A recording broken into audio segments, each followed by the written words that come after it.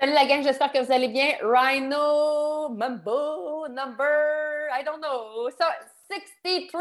Yeah! 63. Hey, ça roule, ça roule, ça roule. Pour ceux qui étaient là avant l'enregistrement, on venait de mettre une toune des Chipmunks. Pour vous donner un peu. Le sujet, en fait, aujourd'hui, c'est Mick, j'ai pas ton titre en tête, mais c'est comment justement créer de l'énergie dans ta business pour que ça roule et créer un momentum. Ça ressemble à quelque chose du genre, là, bref. Puis Mick me dit, fais une introduction, puis il m'a demandé par l'introduction, puis ce qui m'est venu en tête, puis je l'ai déjà fait dans le passé, c'est un peu comme une.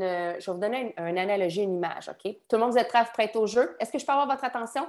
Ouvrez vos doigts ici, parce que là, déjà, il faut que je monte votre énergie. Lâchez vos cellulaires, lâchez pas le volant si vous conduisez, puis soyez vraiment présent d'esprit pour que justement l'information qui va rouler, ça grimpe à l'intérieur de vous, puis ça fasse du sens, OK? Mais si vous conduisez, continuez à conduire. Faites juste soyez comme ouvert d'esprit avec tout ça. Je vais vous ramener dans quelque chose. Est-ce que qui s'est déjà pris l'avion? À main levée? L'avion?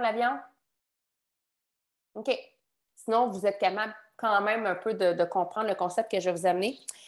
On est tout le monde à bord d'un avion. OK, la gang? On est dans un gros Air Boeing 367. Je ne sais pas si ça existe, là, mais c'est pas grave. OK, on est dans un Air Boeing.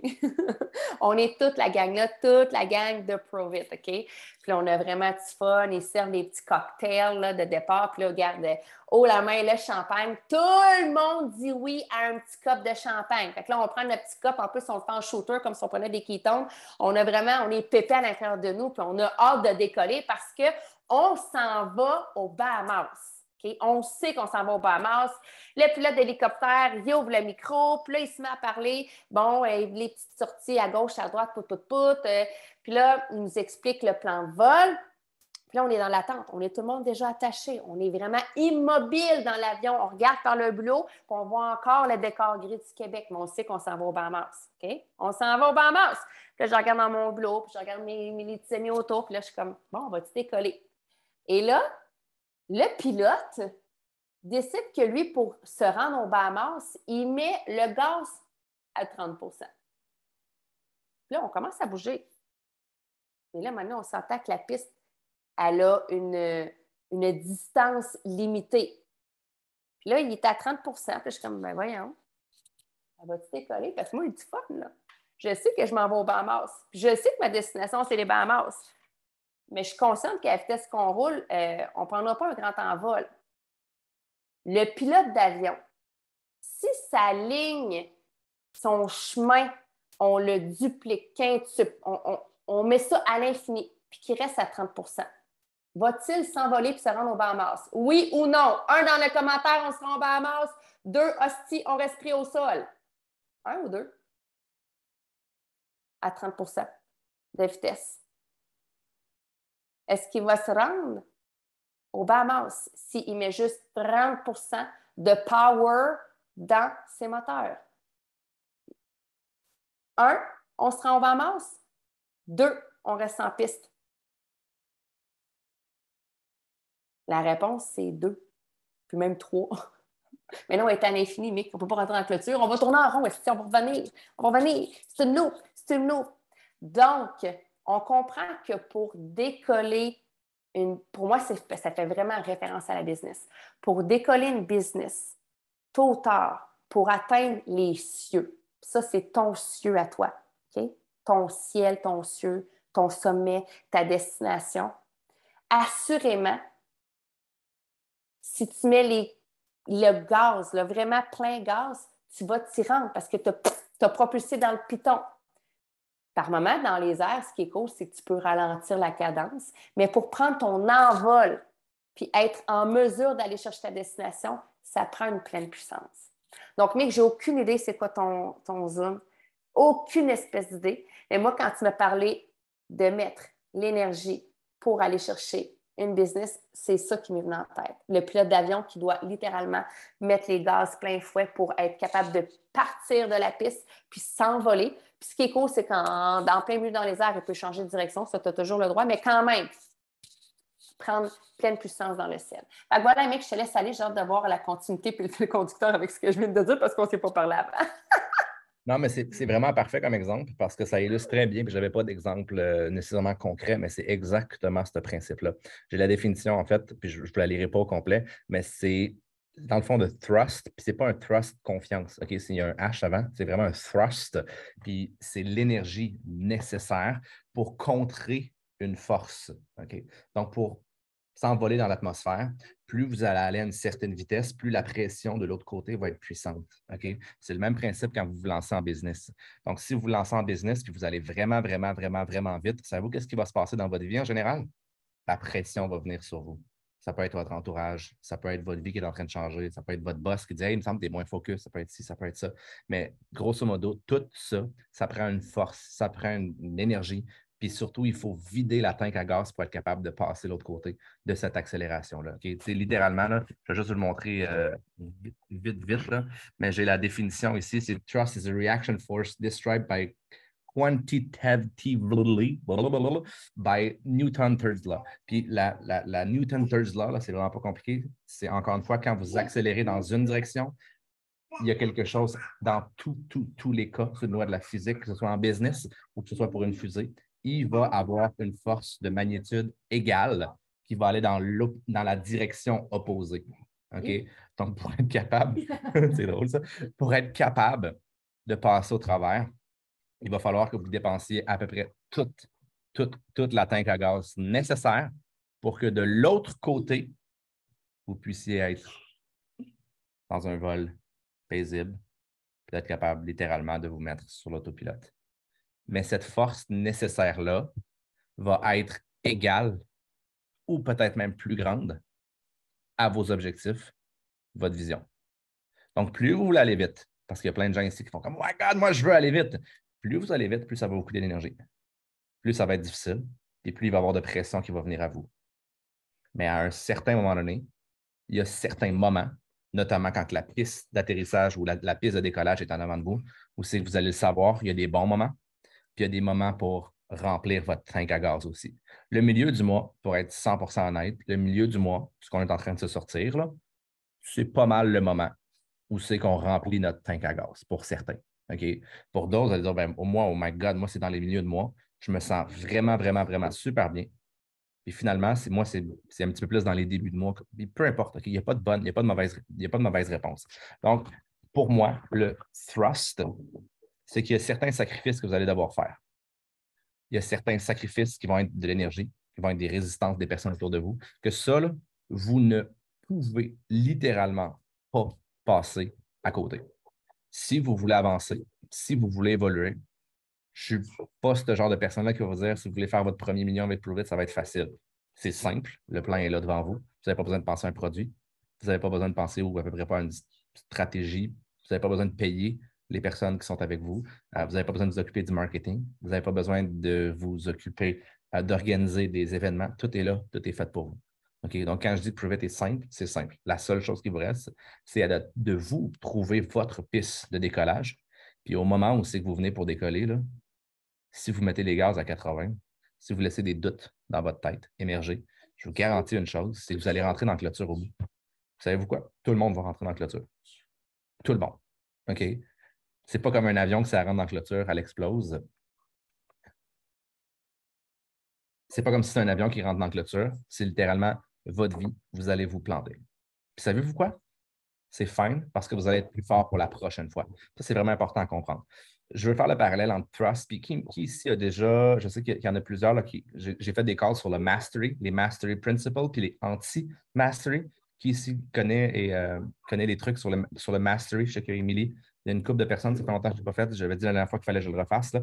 Mais bref, il y a 3 types de personnes qui sont des anti-masters.